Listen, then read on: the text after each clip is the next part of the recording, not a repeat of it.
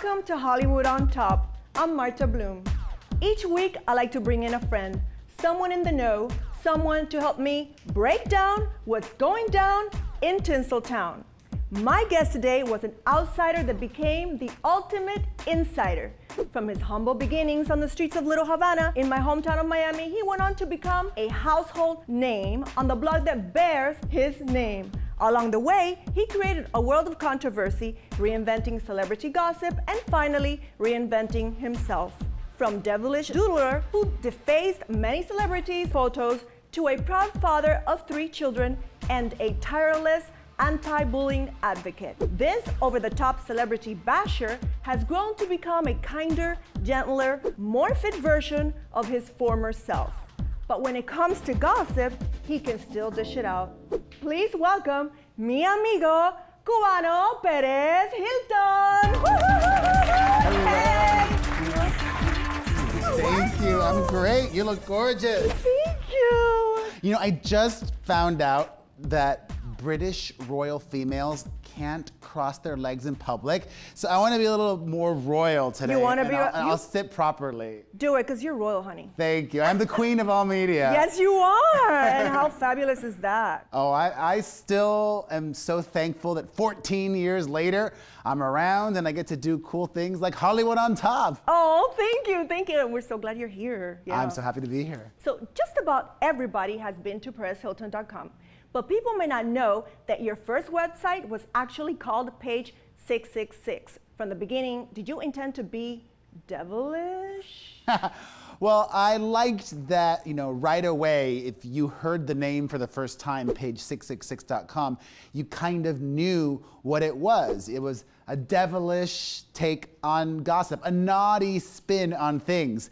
Kind of like when I came up with the name Perez Hilton, it was very similar. Like, when you heard the name for the first time, you had to ask yourself, what? You thought Paris Hilton. Exactly, but clearly not Perez. Like, something's different here. I have to tell you, that was genius. Oh, thank you. Oh my God, I really think so, because no one forgets. I've always wanted to do things differently than other people have, and I think that's one of the reasons that I resonated with people. Did you ever think you were gonna get this big? I mean, when I started in 2004, there was no YouTube, there was no Instagram. I think you were the first one to ever have a gossip website out there. I was around before TMZ.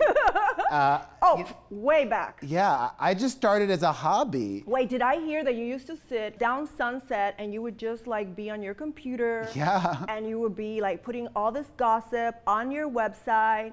How did you get all that info? I was living in Los Angeles already for a few years, so I knew a lot of people, and my friends worked in the industry, and at the beginning they would tell me everything, and then eventually celebrities would tell me things themselves. Some of them would even show up to the coffee shop in those early days to talk to me. Like they do now at Craig's, if they want to be photographed or if they want to be written about or whatever. Exactly. Totally, I totally get it. So what made you move to LA? Did you always knew you wanted to work in the media?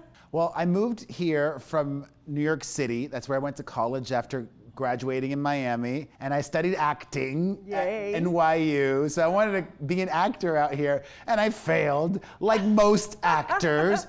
But I've just found different ways of entertaining people. And it's really come full circle because I've been doing a lot of acting lately. Actually, my new philosophy, it's changed.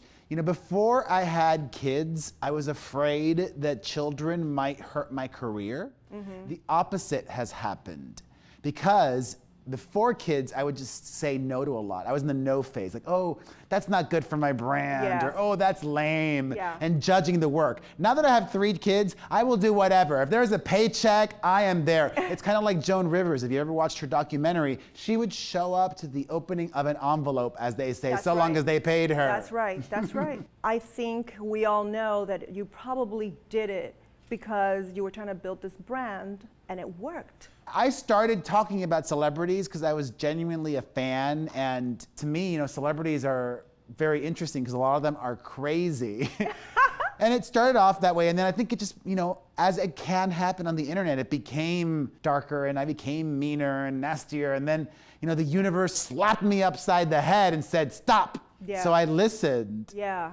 And did you like the new you? What happened also then when I decided, I don't need to give people nasty nicknames. I don't need to doodle these inappropriate things anymore. So, I went the total 180 of what I was doing before, and I think what's happened now is I've found my center, who I really am. That's somebody who doesn't need to be afraid of voicing their opinion, which I did become for a while there. The 180 was like, oh, I can't say that. I don't want to hurt that person's feeling. By just saying something as simple as like, I don't like that song. Artists are sensitive people. If you say, I don't like a song, that might upset them. For sure. So now I'm unafraid to just in a non-mean way express what I'm thinking. Yeah. Okay. Okay. Well. Like Joan Rivers did, I don't like that outfit. Well, I'm glad that you found this center. There was a point where it looked like you weren't taking care of yourself. And all of a sudden, you turned that around. You lost over 70 pounds and created a new you. How are you using that journey to inspire others? Great question. I document still the struggles that I face because it's not hard. Losing weight is hard. Maintaining is hard. Oh my God, yes. Maintaining is almost harder than losing weight.